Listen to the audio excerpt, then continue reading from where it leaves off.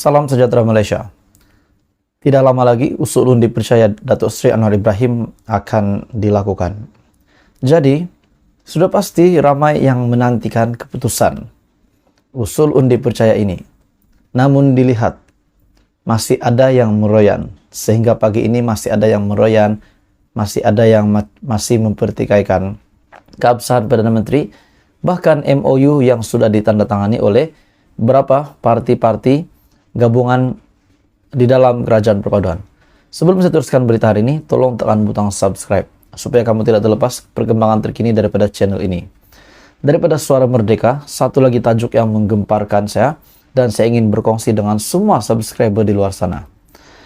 Muhyiddin sekali lagi buat kenyataan bahwa beliau khawatir Perdana Menteri akan guna perjanjian yang sama untuk gubal, pindah perlembagaan dan juga undang-undang.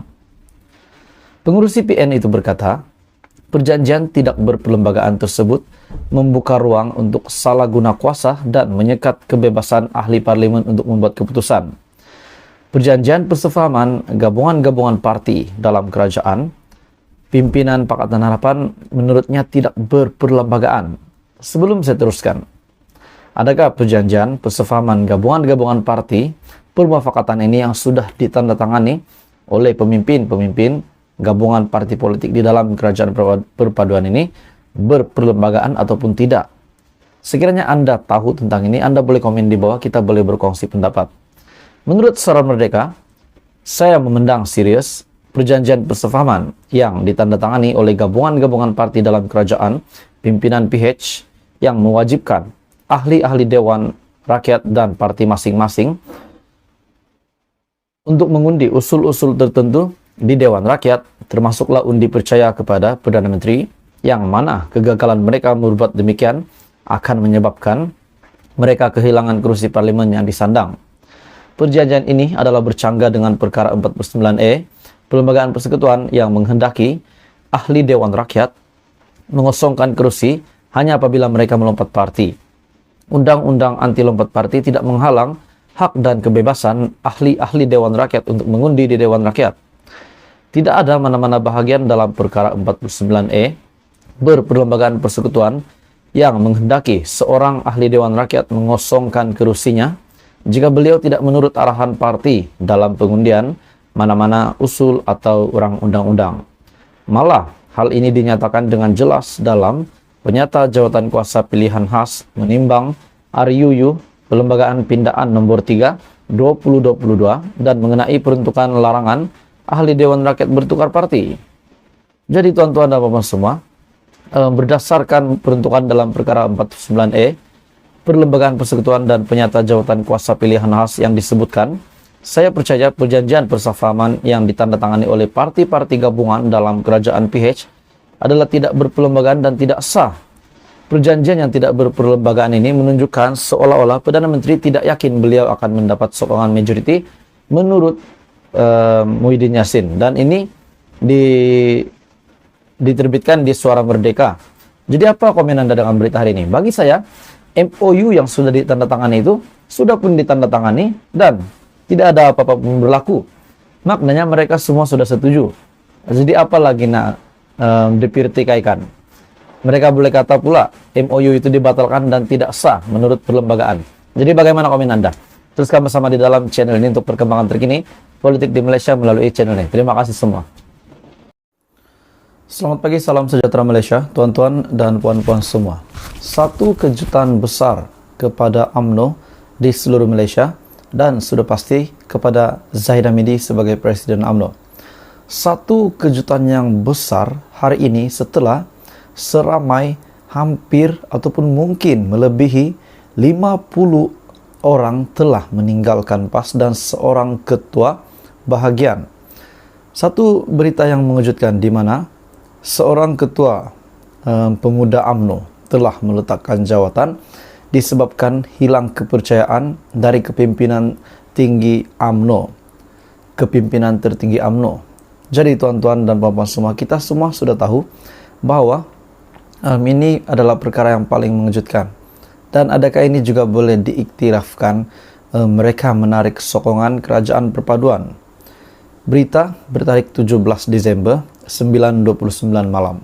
Tapi sebelum saya teruskan dan sebelum saya meneruskan hujah ini, siapa yang meletak jawatan dan di mana, tolong tekan butang subscribe supaya kamu tidak terlepas perkembangan terkini daripada channel ini. Zul Amali letak jawatan sertai PAS. Ini pasti mengejutkan Presiden UMNO dan juga menggembirakan Hadi Awang, sebab seorang lagi ataupun beberapa kumpulan lagi telah menyertai PAS.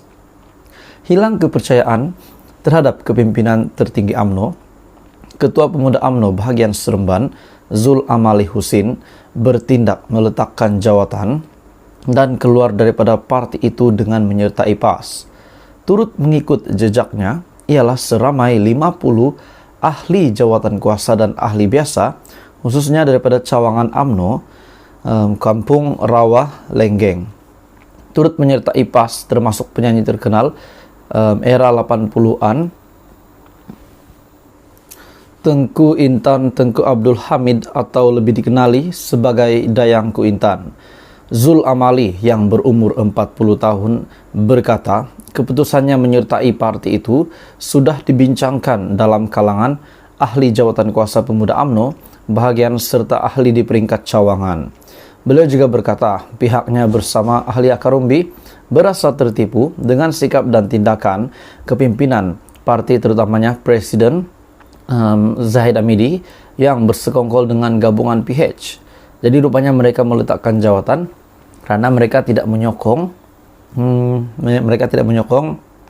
keputusan presiden mereka sendiri, yaitu menyokong Datuk Seri Anwar Ibrahim di dalam membentuk kerajaan perpaduan. Saya rasa sudah tidak sesuai untuk berada dalam parti yang penuh dengan kebatilan ini menurutnya. Lari dari prinsip asas perjuangan parti dan tindakan pemimpin UMNO yang coba mempermainkan suara ahli akar umbi. Oke, tuan-tuan dan puan-puan, sebelum saya teruskan, adakah mereka saja yang berpikir begitu ataupun kenapa yang lain majority masih bersama dengan UMNO? Katanya, kami hilang kepercayaan terhadap Presiden UMNO karena segala tindakan yang beliau buat lari daripada keputusan yang dibuat dalam persidangan agung UMNO ataupun PAU. Jadi tuan-tuan dan puan-puan semua, adakah Zainal Hamidi telah melanggar keputusan yang sudah dipersetujui sebulat suara oleh seluruh UMNO di dalam persidangan agung UMNO atau bagaimana? Ahli akar umbi rasa sedih dan kecewa dengan tindakan yang dilakukan kepimpinan tertinggi parti. Jadi sampai bila ahli bawah ini hendak diperkudakan sedemikian, katanya. Beliau juga berkata demikian kepada pemberita selepas menyerahkan borang keahlian menyertai PAS kepada timbalan pengurusi Perikatan Nasional Merangkap yang dipertuai PAS Negeri Sembilan, Raffi Mustafa, di kediaman ahli keluarganya di Kampung Rawalenggeng di sini. Jadi tuan-tuan dan puan-puan semua, setelah Ketua Pemuda UMNO bahagian Seremban, Zul Amali, telah meletakkan jawatan di dalam UMNO dan direct menyertai PAS, bahkan seramai 50 ahli jawatan kuasa dan ahli biasa juga mengikut jejak beliau, mengikut jejak Zul Amali untuk meletakkan jawatan dan menyertai PAS. Jadi ini memang berita mengejutkan untuk Zainal Hamidi, tetapi dalam masa yang sama berita baik kepada Hadi Awang dan juga Perikatan Nasional Muhyiddin Yassin.